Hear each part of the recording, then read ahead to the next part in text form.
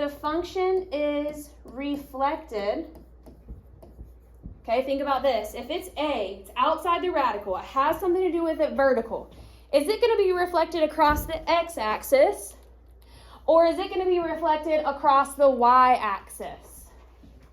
Which one looks more vertical? This one looks more vertical?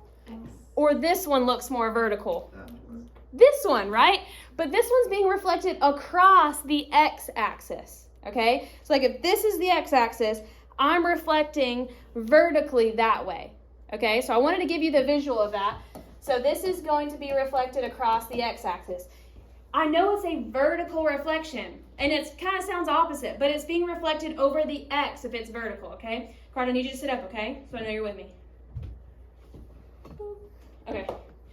All right, now, the absolute value of A, if it's bigger than 1, this represents a vertical stretch, okay? Here's what I mean about absolute value, the positive version. So let's say A is negative 2. Well, what's the absolute value of negative 2? 2. It's how far away it is from 0, okay? So that's going to represent a vertical stretch. And then if it's less than 1, we say a compression. Okay, so I think about cheesy bread, okay? I don't know why I think about this, but I think about like pulling something apart is like a vertical stretch, like this, cheesy bread, I don't know why I think that. And then a compression is like, think about a machine that like compresses down, you know those videos where they like smash things with like a metal object until it like breaks? Anyways, so think about like a compression is one of those machines that like squeezes it until it breaks, and so it gets flatter and flatter, and then a stretch is going to be making it taller and skinny.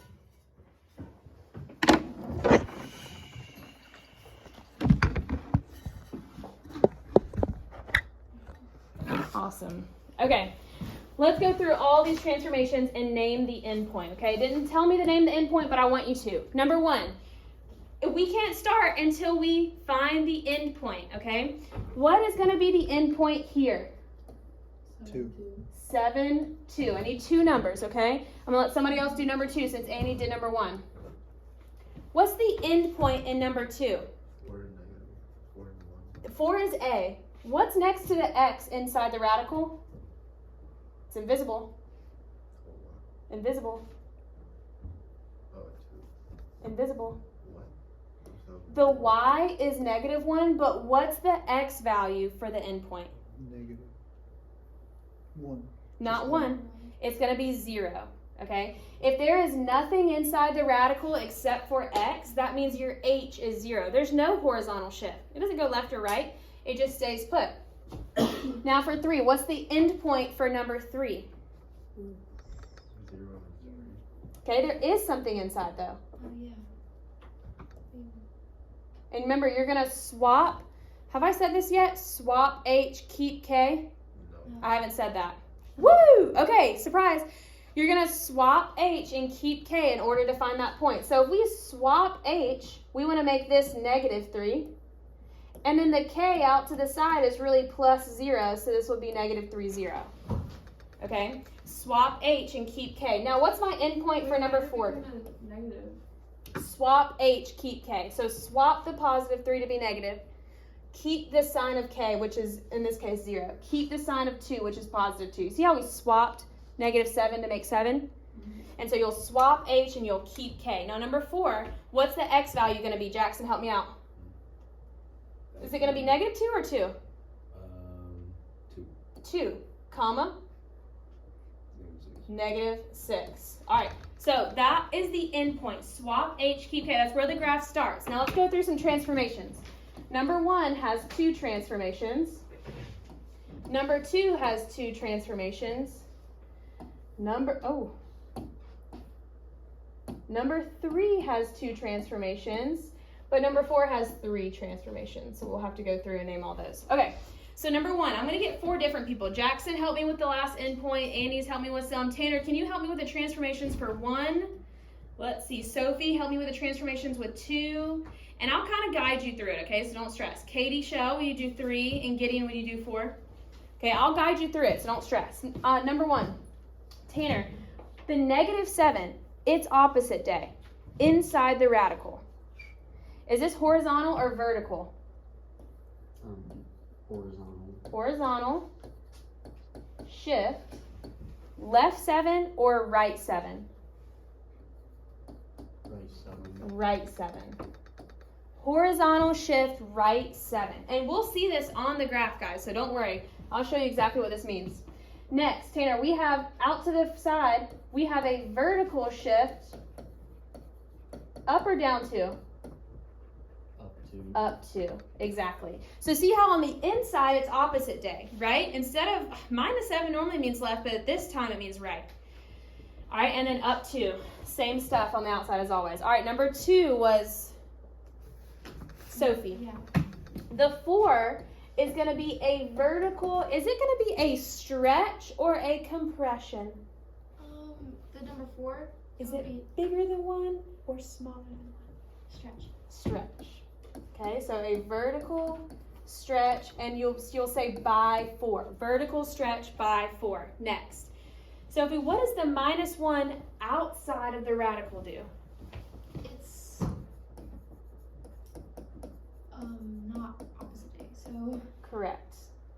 it's gonna go left. Think about vertical. Oh, down. Down Down. 1. Exactly. Down 1. Vertical shift, down 1. Next, K-Shell, help me out with number 3. So first, we have this little negative out front. A negative out front means that we do what with the graph? It's like a butterfly when you like draw.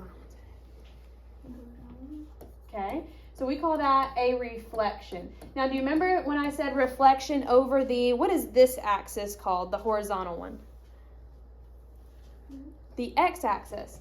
So this is a reflection across the x-axis. I didn't have enough words to put across. Okay. Now the second one, K-Shell, it is opposite day inside the radical. It's opposite day. So this is going to be a horizontal shift. Is it going to be left 3 or right 3? Opposite. Left. Yep, said it right. Left 3. So normally you would say +3 would mean to the right, but actually it's opposite day. So it's actually going to be to the left. So it's weird the way it works, okay? Now this last one, who's this, Gideon? Helping me out with all 3? You want to try them? Yeah, I'll write some of the first words. Number 1, vertical stretch or compression by 1. Compression. Okay. Next, horizontal shift, left 2 or right 2? Left 2. Right 2, because it's opposite day, okay? So normally you think -2 would go left, but it actually is going to go right. Horizontal, whoa, what did I say? Shift, right 2.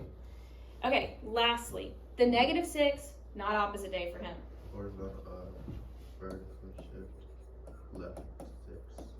If it's vertical, it can only go up and down. Then down. Down 6. Okay. Vertical compression by 1/2. You got the machine and it compresses it, makes it flatter. Then you take it and you shift it to the right 2, and then you shift it down 6. Okay, so it's a little flat graph over to down 6. Okay, I'm going to read number 5, and you're going to write a function. I'll read, you write. Okay, I don't even care if it's wrong, guys. I just want you to give me something down on the paper. Number 5, the square root parent function is reflected across the x-axis, then shifted 7 units left and 1 unit down. Write an equation that represents this function. I just want you to write something down. It might look like one of these guys, right? But it is reflected across the x-axis, shifted 7 left and 1 down. I want you to write something that you think models this function. Okay, and we're on number 5. So write first, right? You got to start out with y equals, or you start out with anything. And then write a function that you think models that.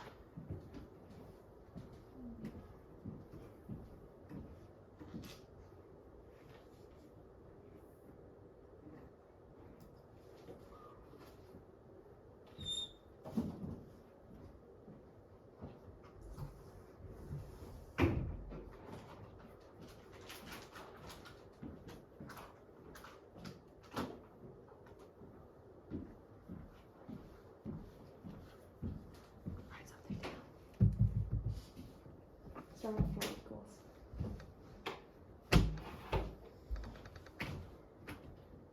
Okay. Gideon's got something down. Sophie's got something down. Okay. Katie's got something. Okay. Alright. Make sure you have 3 transformations inside of the one that you write, okay? 3 transformations. So you should first have a negative out front because we reflect it across the x-axis. So you should definitely have a negative out front. Now, you can't, you don't have any you don't have any stretch or compression. So we don't need anything next to the negative except for the square root. All right, Carter, help me with shifted 7 units left. Okay, left and the right. Is that going to be inside the radical or outside the radical?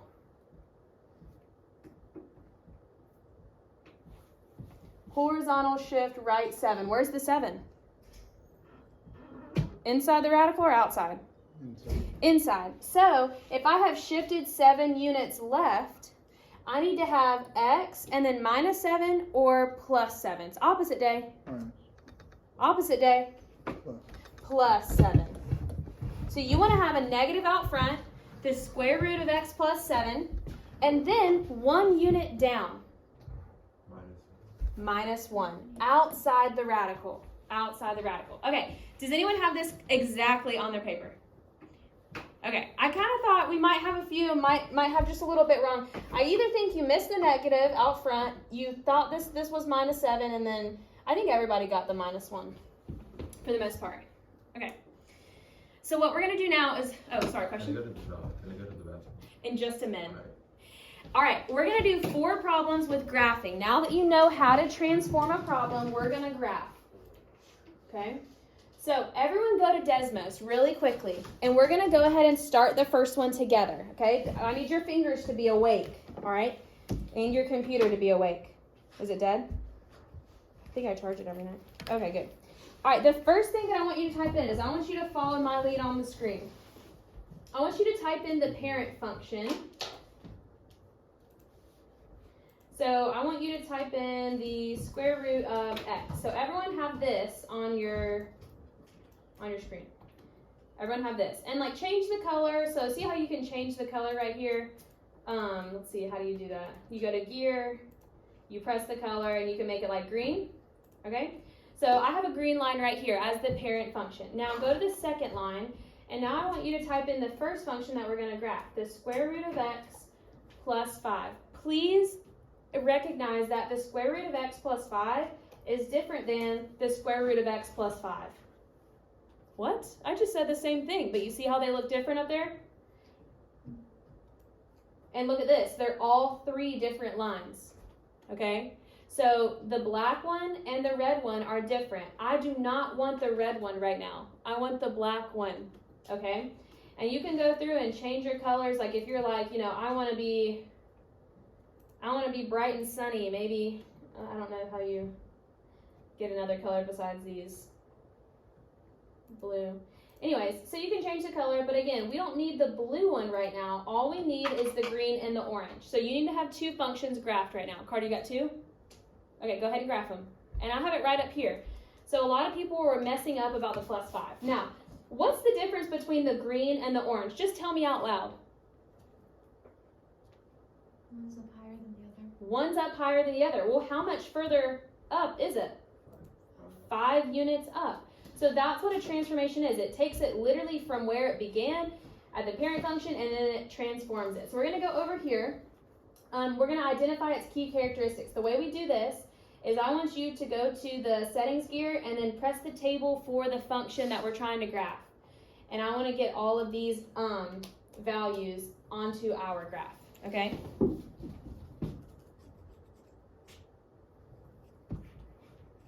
Have you graphed the second one? Okay, graph the one write the one that we're trying to graph. This one right here.